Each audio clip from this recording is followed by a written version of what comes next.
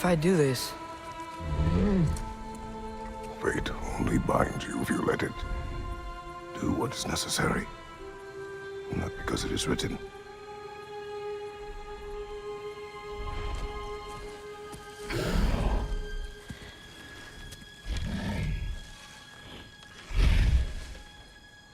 Elsa!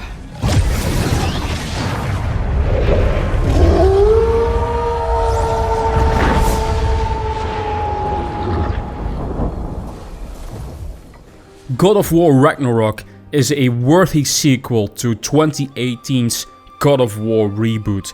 Back then, Santa Monica Studios drastically changed up the original God of War formula with a more intense and mature storytelling.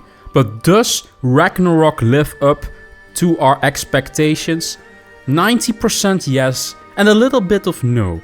We'll talk all about that in today's review. Hello guys, welcome to a new Ace Ice review. I'm a little bit late yet again, but I have so much stuff to do. I'm also going probably to do a Bayonetta review as well. But today I have the God of War Ragnarok, probably the biggest game for this year. So sit back, relax, and enjoy the review.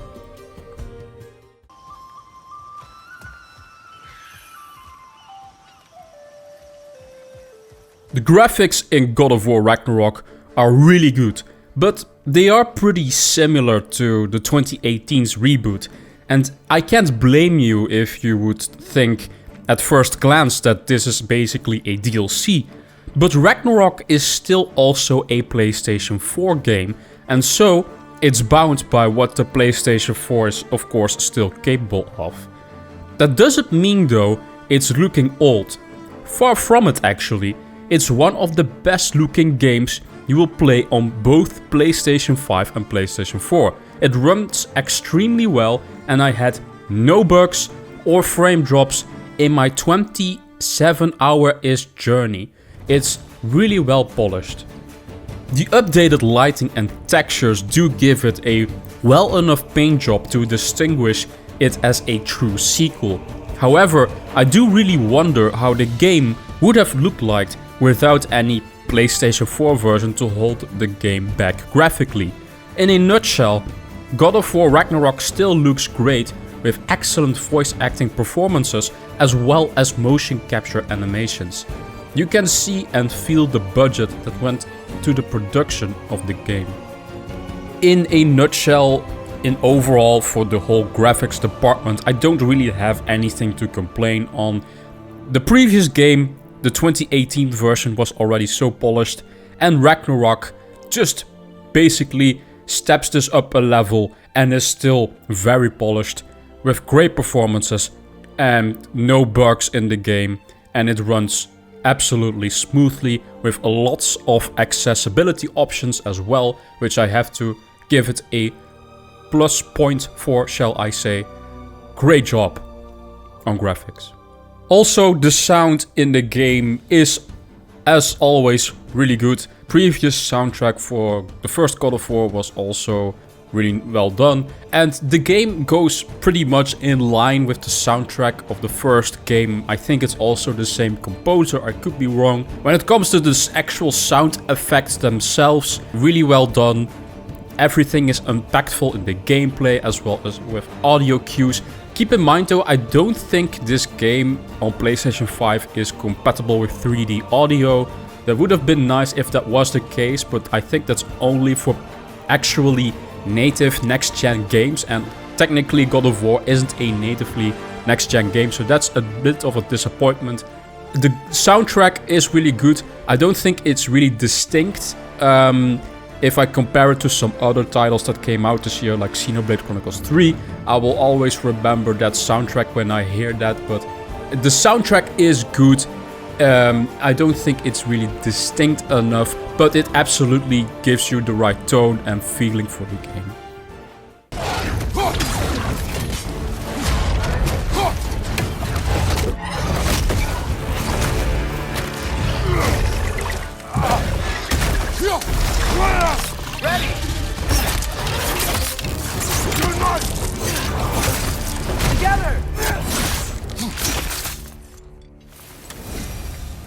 That one was tough. God of War Ragnarok's gameplay is also improved upon over the previous entry in a lot of ways. The combat system is still as impactful with the many glory kills, animations that you get with Kratos with his axe, and of course the Blades of Chaos, as well as the thrilling boss fights that will await you on your journey. I have to compliment Santa Monica Studio on the great gameplay pacing that will always have you on the edge of your seat. You constantly unlock new gear, discover new enemies, or explore the intriguing side quests that will keep the gameplay loop very satisfying. I also love the fact that Atreus is not the only companion in the game. It switches up numerously with different NPCs that will help you on the battlefield depending on where you are in the storyline. And Kratos is also not the only protagonist, as you will switch to Atreus a few times in the story.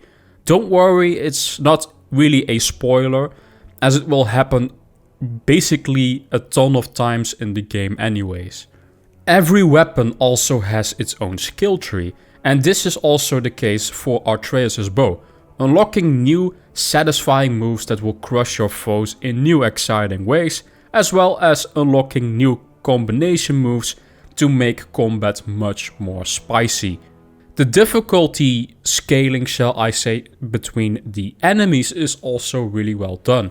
You will see when you fight a smaller boss fight, for example, that's a mini boss, but it's not too much more difficult from a normal enemy, but it will require you to think on your feet what to do to defeat the boss.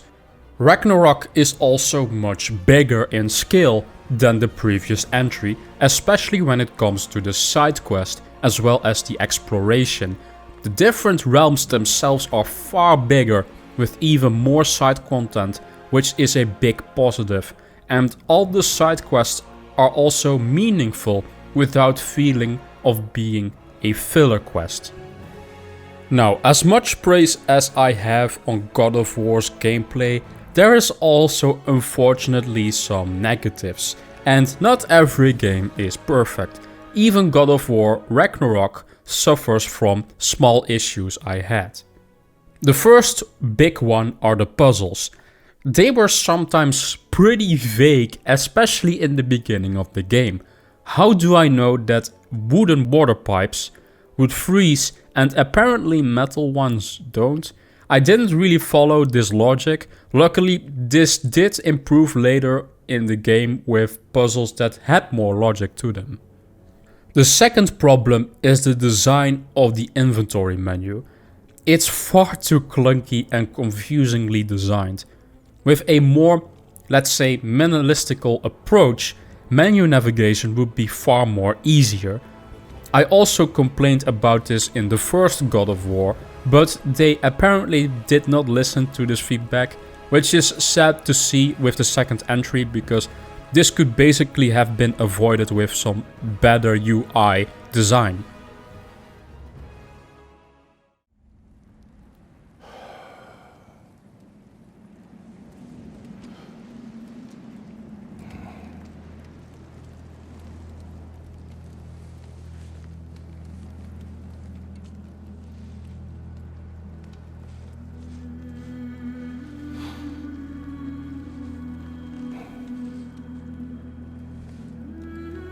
The story is yet again God of War's strongest aspect. I praised the 2018 version of Kratos, his character development, as well as the relationship he has with his son. And yet again, they pay off with great character development for both characters.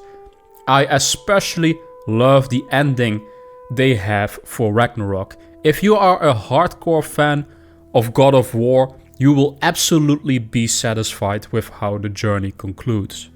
Every character that has been introduced in the previous game has been expanded upon, and all the newly introduced characters are also really well done, and none of them are annoying in some way, so that's pretty good for me. I do have one problem with Ragnarok's story. The game has a pacing that is maybe a bit too fast, especially in the final act. Some of the war storyline between the realms is a bit rushed, which could have been explained far better in a third entry with more backstory as well to some of the villains that you will see in Ragnarok, as well as some side characters and lore that could have been explained upon more. But the story at the end of the day is still God of War Ragnarok's strongest aspect. You will love the interactions between the characters as well as the writing. Every character is likable and you won't be disappointed with the end result. Yes, where are you?